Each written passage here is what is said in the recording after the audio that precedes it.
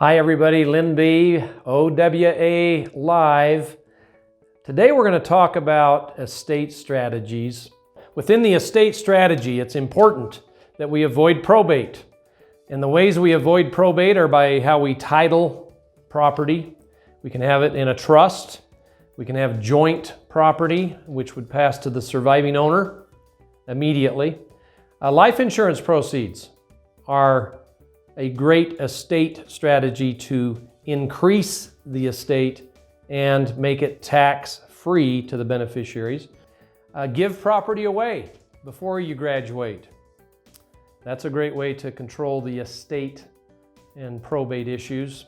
Anything we name a beneficiary on, POD, pay on death, or transfer on death.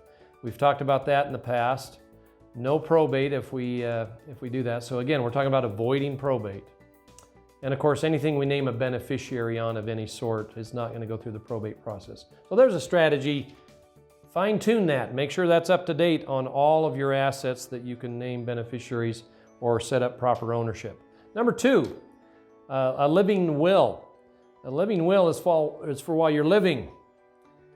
Instructions on what needs to be done with some very difficult decisions that might need to be made if we become incapacitated. Let's make sure that decision has been made ahead of time. And yet it's so important that it be done, but usually about only 1 out of 3 people have taken that step to get that done. So we encourage you to please get that done. Look, you don't have to go to an attorney for these things. We encourage that. You get professional advice, but LegalZoom.com, RocketLawyer.com, various resources to where you can do at least the basics, okay? Anything that's tax exempt in the sense of an estate tax, right now the limit for 2021 is 11.7 million.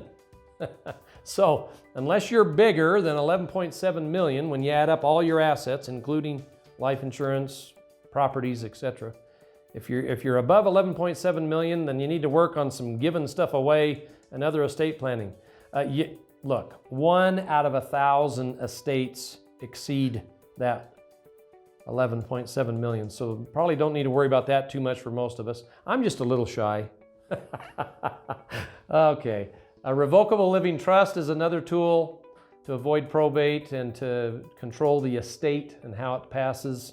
And of course, a power of attorney. Power of attorney. Make sure that in your estate plan, in your estate strategy, that you've set up power of attorney to give authority to folks to act in your behalf if you become incapacitated. So that's not in addition to the living will. Living will is more for end-of-life decisions.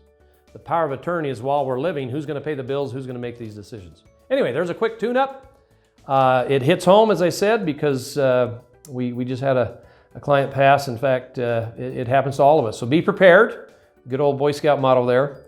Again, OWA Live every week. We're glad to share these little ideas with you. Hope you're doing well. Have a wonderful May.